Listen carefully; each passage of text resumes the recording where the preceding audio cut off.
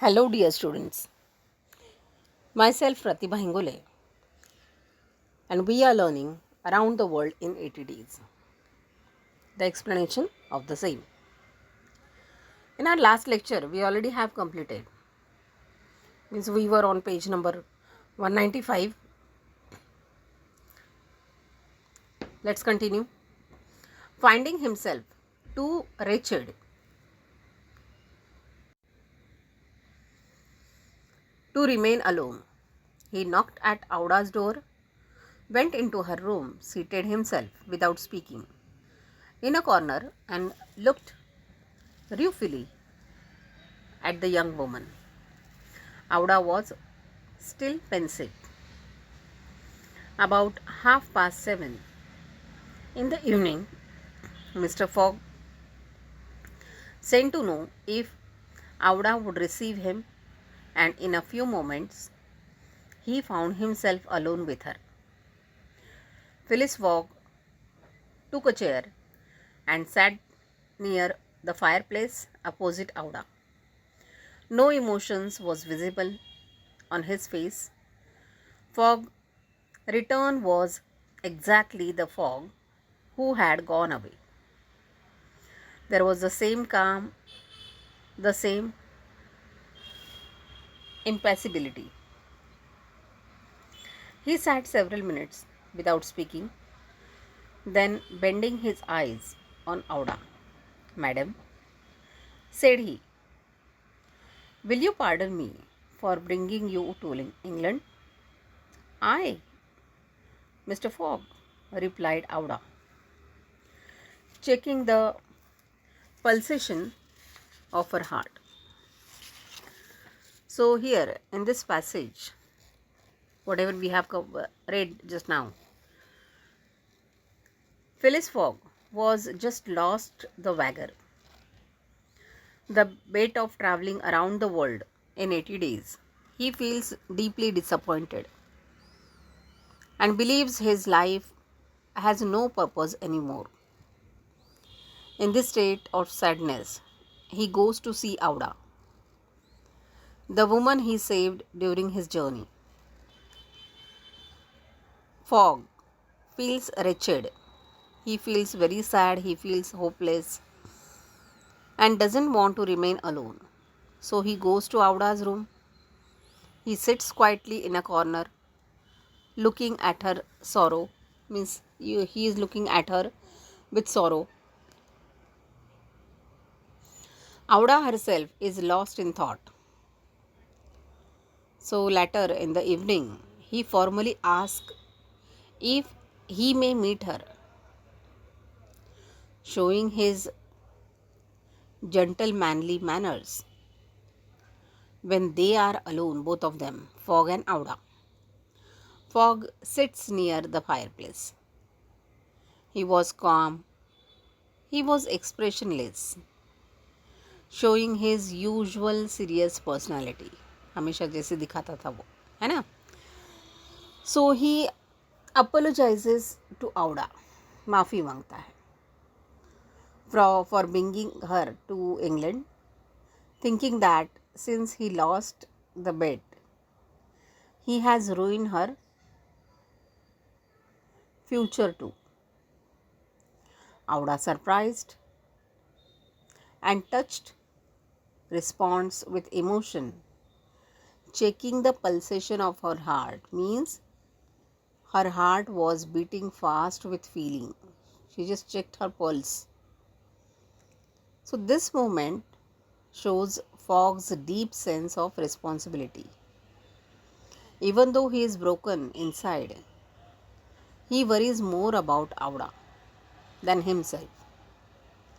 It also shows that Auda has strong feelings for Fogg, which will later lead to her proposal of marriage. We'll see that. Okay. Please let me finish. Return, Mr. Fogg.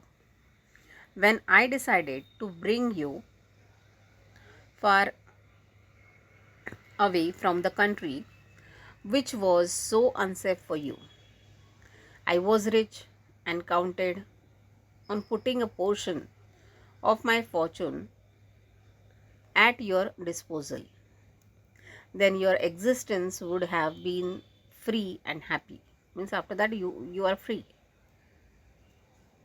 But now I am ruined. Means now at this current condition I am ruined and destroyed. I know it, Mr. Fogg, replied Auda. And I ask you, in my turn, will you forgive me for having followed you? And who knows, for having perhaps delayed you and thus contributed to your ruin. Means she's just taking responsibility of the ruin. It is one of her contributions as well. Madam, you could not remain in India, and your safely could only be assured by bringing you to such a distance that your pres- persecutors could not take you. So, Mr. Fogg, resumed Auda,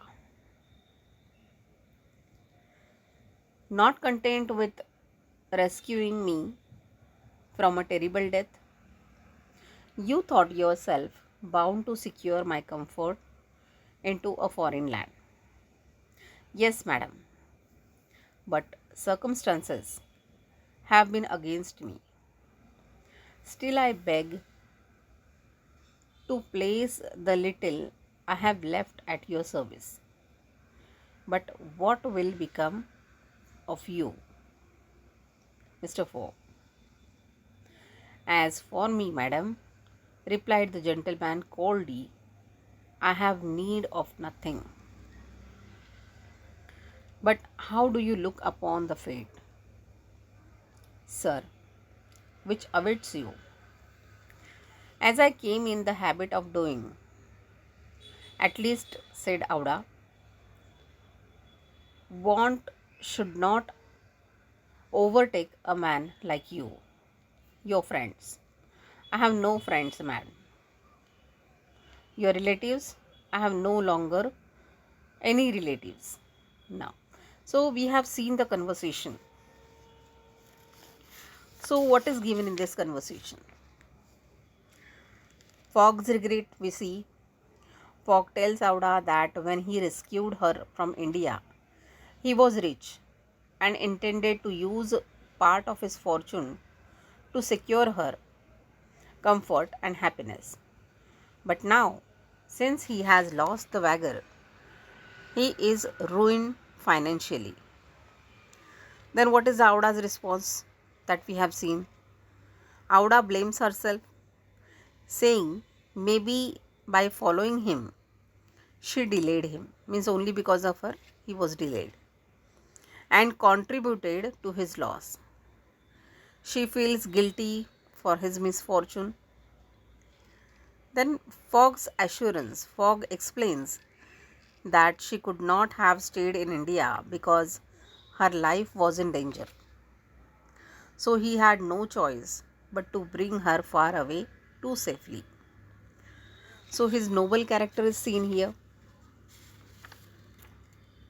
Even in his ruined state, Fogg still offers Auda the little money has left, showing his selflessness. Again, we see Fogg's loneliness here. When Auda asks what will become of him, Fogg answers coldly that he needs nothing. He says he has neither friends nor relatives. So, this shows his extreme isolation and deep sadness. His life seems empty after losing everything. Again, we see Auda's concern for Fogg. Auda, moved by his condition, feels sympathy and love for him. So, this moment paves the way for her later proposal of marriage, which changes the course of his fate. So, what is the main highlights of this paragraph, whatever we have read, or conversation, whatever we have read just now? So Fogg's selflessness and responsibility we see. Auda's guilt turning into love and compassion we see. है ना?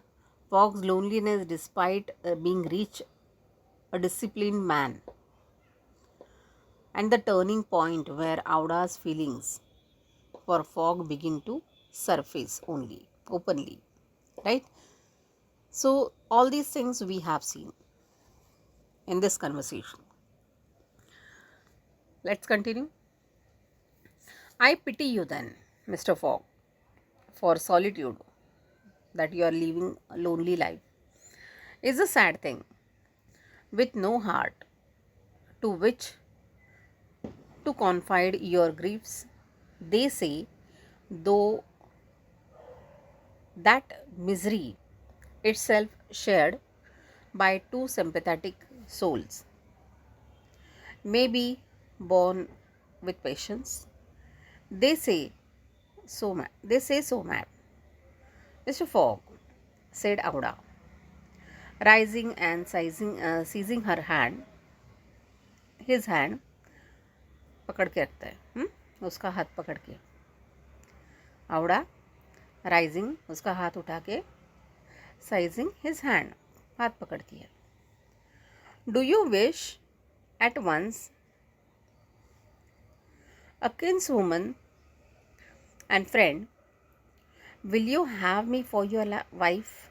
Means she proposed him. Mr. Fogg at this rose his arm. There was an unwonted light in his eyes and a slight trembling of his lips. Auda looked into his face. The sincerity, rectitude, firmness, and sweetness of his self-glance of a noble woman who could dare all to save him, to whom she owed all, at first astonished, then penetrated him. He shuts his eyes for an instant, as if to avoid her look. When he opened them again, I love you, he said, simply. Yes, by all that is holiest, I love you and am entirely yours. Ah, cried Auda, pressing his hand to her heart. Passepartout was summoned and appeared immediately. Mr. Fogg still held Auda's hand in his own. Passepartout understood, and his big round face became as radiant as the tropical sun at its zenith. Mr. Fogg asked him if it was not too late to notify the Reverend Samuel Wilson, that is, priest of Mary Levon Parish, the church, that evening. So Passepartout smiled his most genial smile and said, never too late. It was 5 minutes past 8. मतलब 8:05 हो गए थे. Will it be for tomorrow, Monday? For tomorrow, Monday, said Mr. Fogg, turning to Auda. Yes, for tomorrow, Monday, she replied. Now see what we have seen here.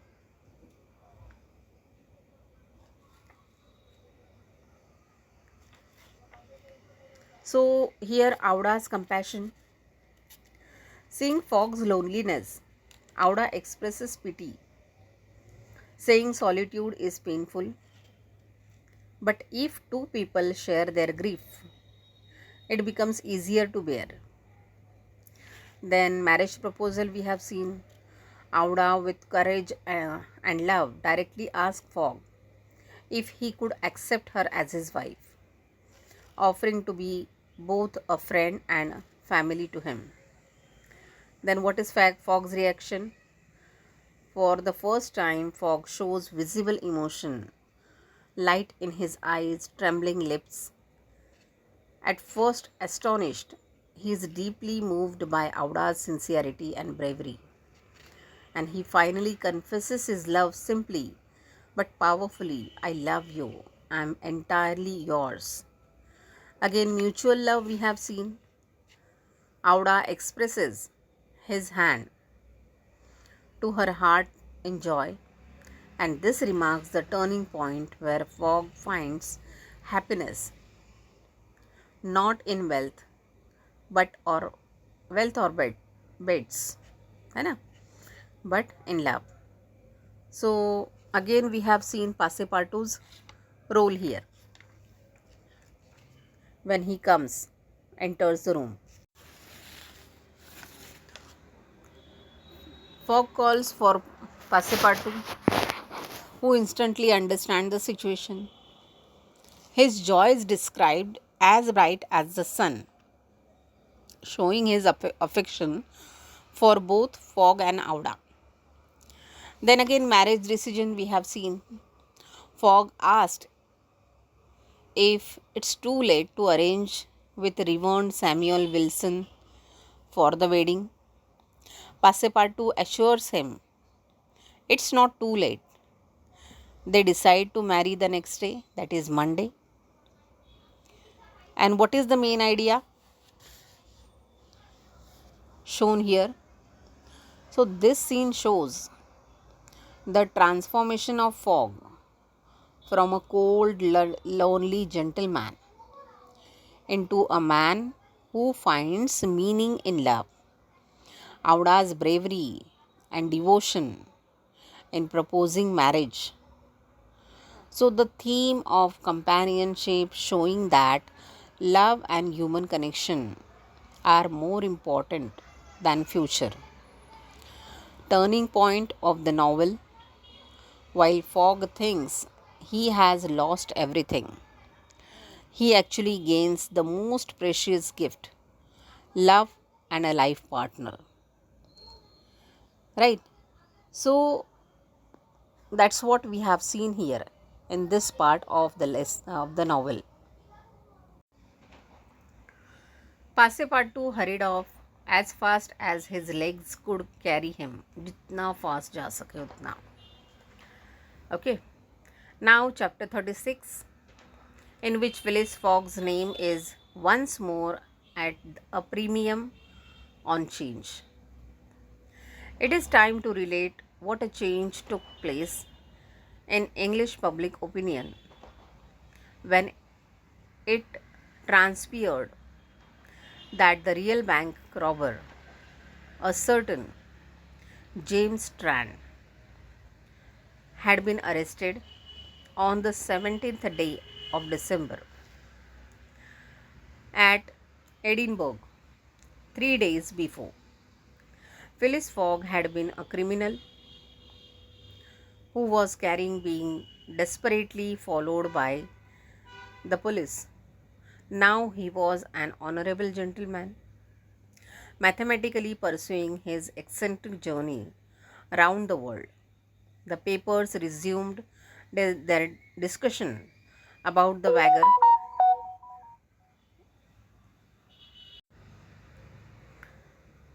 All those who had laid for or against him revived their interest. As if by magic, the Phileas Fogg bonds again become negotiable, and many new wagers were made. Phileas Fogg's name was once more at a premium on change.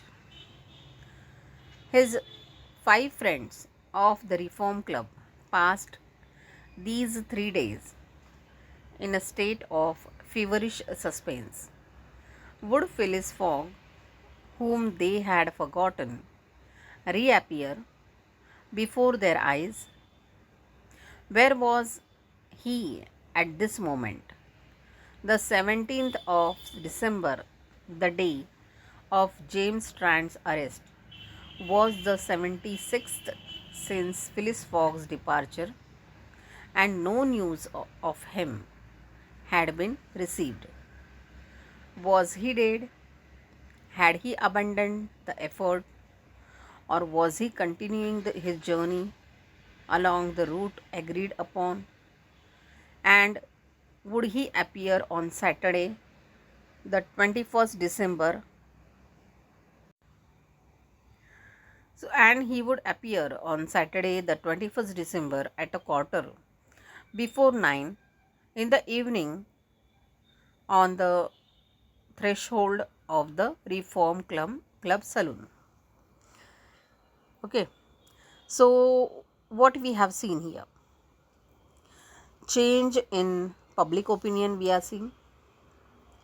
Earlier, Phileas Fogg was suspected of being a bank robber. The police, led by Detective Fix, chased him across countries.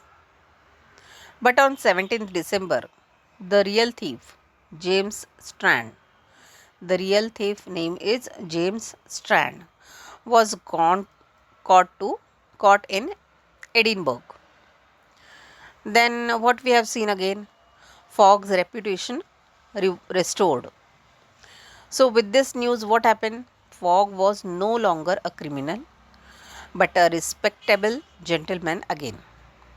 The newspaper and the public saw him as a brave man completing a daring journey. Then what we have seen, excitement in England, the wager, the bet that Fogg had made at the Reform Club regained importance. People began betting again whether he would succeed. His name once more became at a premium on change. It means it became very popular and valuable in public discussion. It means people started discussing about the same. Means if he could complete the journey or not. Like stocks rising in the market. Then we have seen Reform Club members' suspense that Fogg's 5 friends at the Reform Club spent 3 days anxiously wondering about him.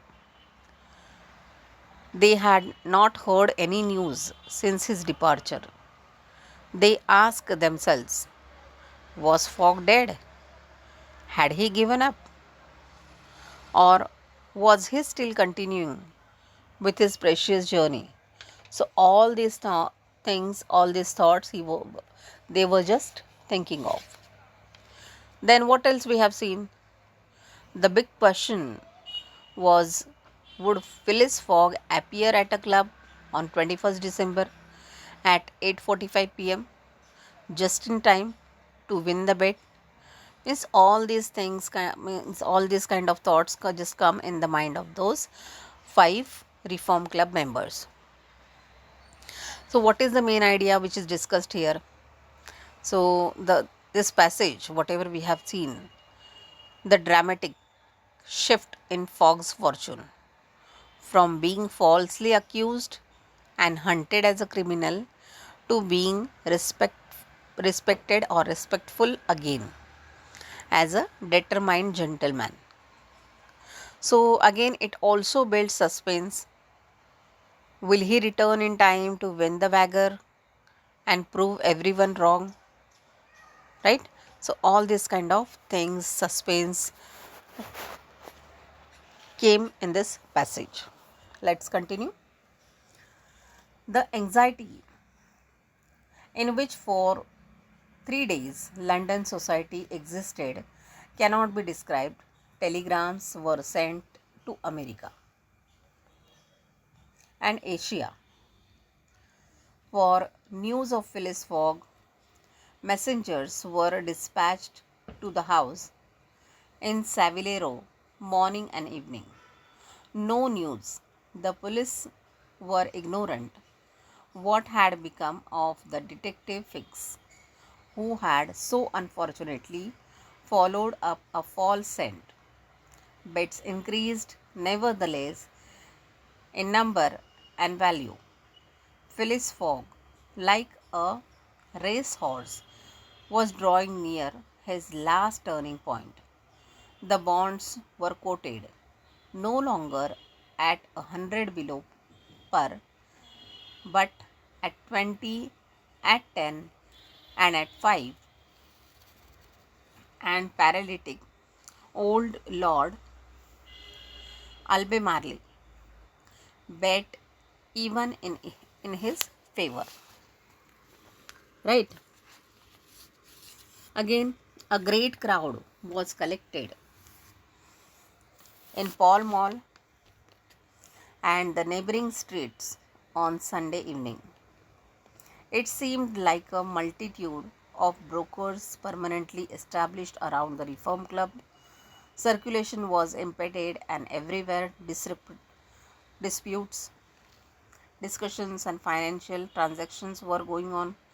The police had great difficulty in keeping back the crowd, and as the hour when Phileas Fogg was due approached, the excitement rose to its highest pitch. Five antagonists of Phileas Fogg had met in the great saloon of the club: John Sullivan and Samuel Fallentin, the bankers Andrew Stuart, the engineer Gol- Gauthier Ralph, the director of the Bank of England, and Thomas Flanagan. These are the names of the Reform Club members. Okay, the brewer, and all waited anxiously. When the clock indicated 20 minutes past 8, Andrew Stuart got up, saying, "Gentlemen, in 20 minutes the time agreed upon between Mr. Fogg and ourselves will be expired." What time did the last train arrive from Liverpool? Asked Thomas Flanagan. So, what is given here? The train arrival information. Gauthier Ralph informs the group that the last train from the Liverpool had arrived at 7:23 p.m. and the next one won't arrive until after midnight. This meant, according to their reasoning, if Fogg had been on that train, he should already be at the Reform Club. So Andrew Stuart's confidence Stuart's confidently declares that since Fogg hasn't arrived yet, they can consider the bet lost and themselves the winners. Then Samuel Fallentin, he doubts. Fallentin means cautions them not to be too hasty. है ना? He reminds them that Fogg is famous for being extremely punctual, never too early or too late. So he might still appear at the very last moment. Then the other's skepticism. Stuart nervously says, even if he saw Fogg, he would hardly believe it. Flanagan dismisses the whole project as foolish, saying delays were inevitable in such a long journey. Sullivan adds that no telegraphic news of Fogg has been received from along his route, which makes his success unlikely. Final conclusion of Stuart. Stuart insists that Fogg has already lost the wager many times over. He mentions that the only possible steamer from the New York had already arrived the previous day, and Fogg's name was not on the passenger list. He concludes that Fogg must be at least 20 days behind schedule. So Lord Albemarle, who bet in Fogg's favor, will lose $5,000. So the main idea captures the skepticism and overconfidence of Fogg's opponents in the Reform Club, that even their belief that his journey was impossible and that he must have felt the dramatic tension before Fogg's sudden appearance, which will prove them wrong. This passage means this passage you tells you about all these things. Okay. Okay, now what I'll do, I'll just turn on the pages. You read the whatever is written, okay, in the passage in the novel itself, and I will just going on explaining. Okay. So, Gauthier Ralph declares that Fogg has certainly lost. They only need to collect his check from Baring's bank the next day. That's what is given here on this page. Okay, second part, page number 197. Listen it very carefully. Then what we have seen, time ticking away. The dock in the Reform Club shows 20 minutes to 9 since Fogg must arrive by 8:45 p.m. Only 5 minutes remain. Andrew Stuart confidently remarks that he wouldn't give up his winnings by anything, so sure is he of victory. Playing cards to hide anxiety that we have seen here in this part. The five men pretended to remain calm and begin playing a rubber of cards, but they cannot focus. Their eyes constantly drift back to the clock. Again and again, they are looking at the clock. Even though they are convinced they have won, the tension is unbearable. Then again, we have seen the atmosphere in the club.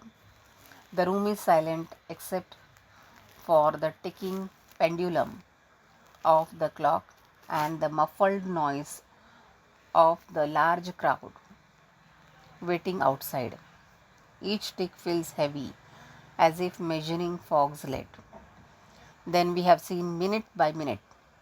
At 17 minutes to 9, Flanagan cuts the card. At 16 minutes to 9, Sullivan speaks with a trembling voice, betraying his nervousness. The players abandoned their game, start counting seconds. At the 40th second, nothing. At the 50th second, nothing. Main idea, what is given here, the scene dramatize the extreme suspense of the final moments of the wager. Fogg's opponents, though confident, cannot hide their nervousness. The clock becomes the central symbol. Each second is painfully counted, and the whole of London is waiting. The stage is set for Fogg's dramatic last minute entrance. Okay, so this is the climax twist and resolution to Jules Verne's Around the World in 80 Days. Now, next page, just open up. Next page, I'll just explain the final seconds at the Reform Club. At the 55th second, noises erupt in the street, applause, cheers, even angry growls. As the crowd outside realizes something is happening. At the 57th second, the club doors open and Phileas Fogg himself walks in, calm as ever, declaring, "Here I am, gentlemen." He has arrived just in time before the clock strikes 9 p.m., winning the wager. Then, next chapter, that is chapter number 37th, begins. So, the narrator now explains how this miracle happened. The day before, Saturday evening, after deciding to marry Auda, Fogg has sent Passepartout to arrange their wedding with Reverend Samuel Wilson. Passepartout's delay and discovery we have seen here.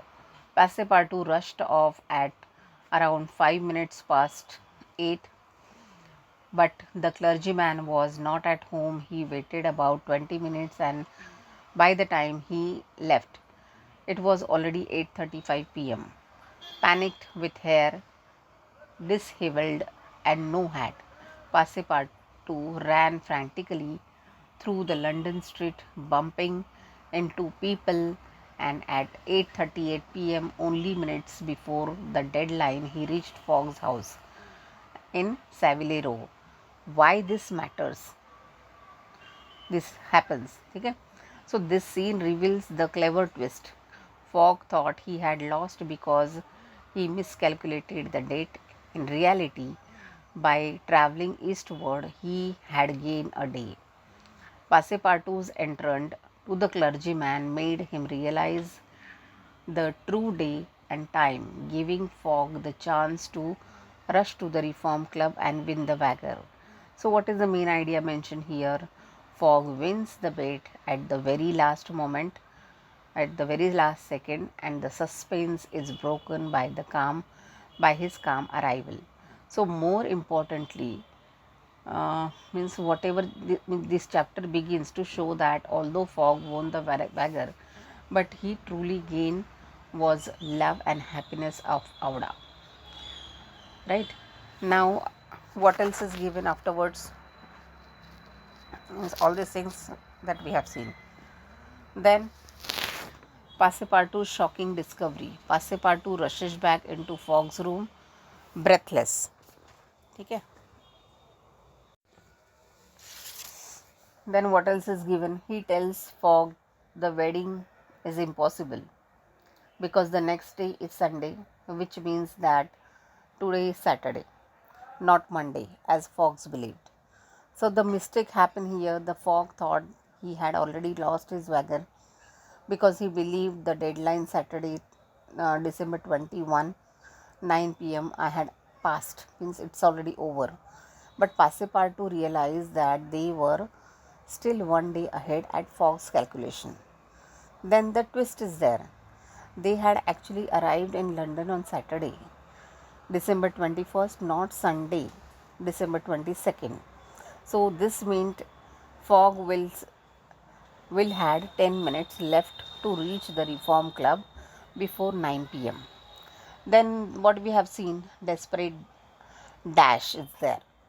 Passepartout drags Fogg out of his house and they race in a cab through London streets. At 8:45 p.m., Fogg walks into the Reform Club saloon.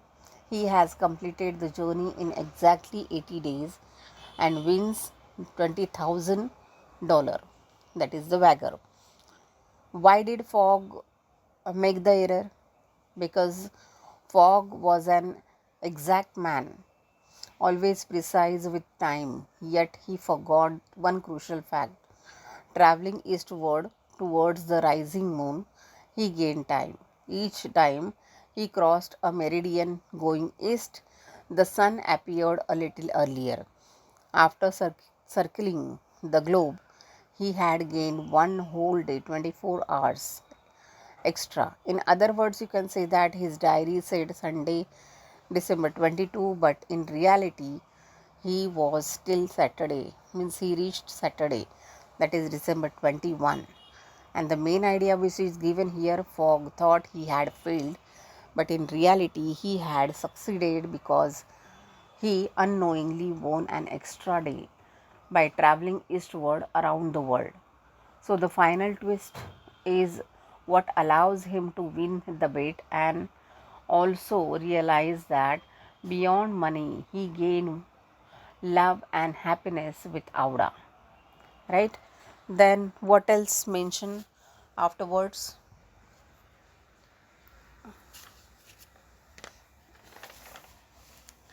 The error is there. Fogg thought he had arrived on Sunday, the 81st day, but in fact, it was only Saturday, the 80th day.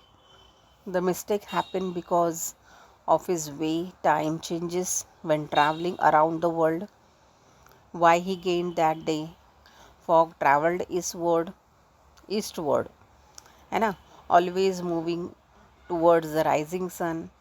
Every degree to longitude he crossed eastward made the day seem to start about 4 minutes earlier. The earth has 360 degrees of longitude. That means he gained one day without realizing it. The difference between him and the London.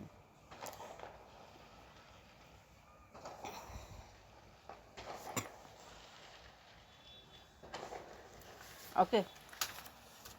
Fogg saw the sun cross the meridian 80 times during his trip, but the people in London saw it cross only 79 times.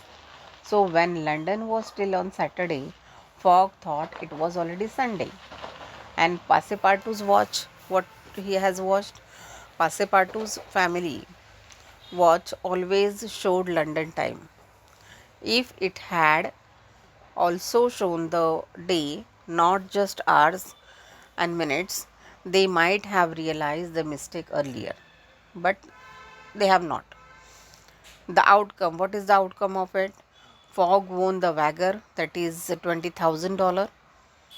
But since he had spent nearly $19,000 during his travels, his profit was small. Still, victory and honor were more important to him than money. So he generously gave the remaining $1,000 to Passepartout and even to the detective Fix. Okay, detective Fix, through he deducted, yeah, it is given here, through he deducted $1,000. So, though he deducted the gas bill from the Passepartout share, showing his exact nature. What is the main idea which is mentioned here?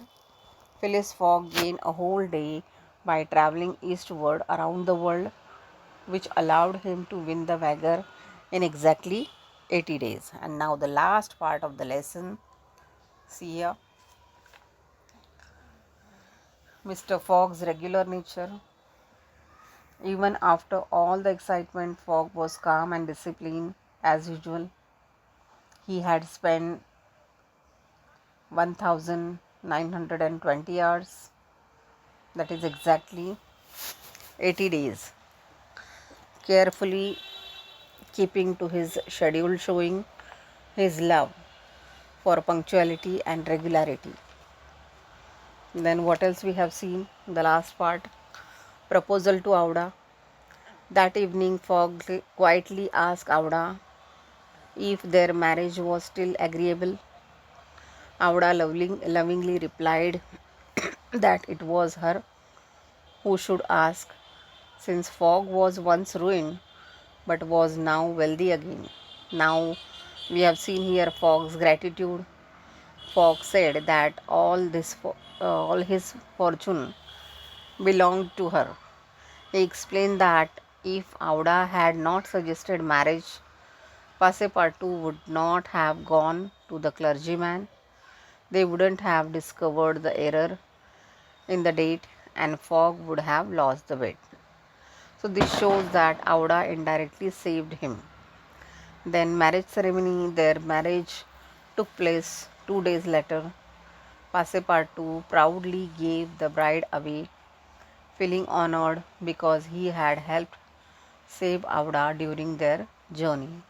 Then the final twist is there. The next morning, Passepartout came rushing in with another discovery. He had just this instant found out something important. This leads to the story's final realization about what Fogg truly gained. Then, the main idea, this passage shows the happy ending of the adventure. Phileas Fogg not only wins the wager but also wins love and companionship through Auda, but highlights his calm nature, Auda's affection, and Passepartout's loyalty. Right? And the last one is, yeah, ending.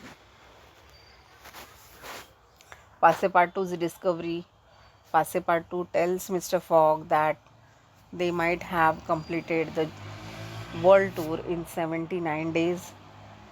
Fogg agrees but reminds him that if they had not crossed India, he would not have made and saved Auda.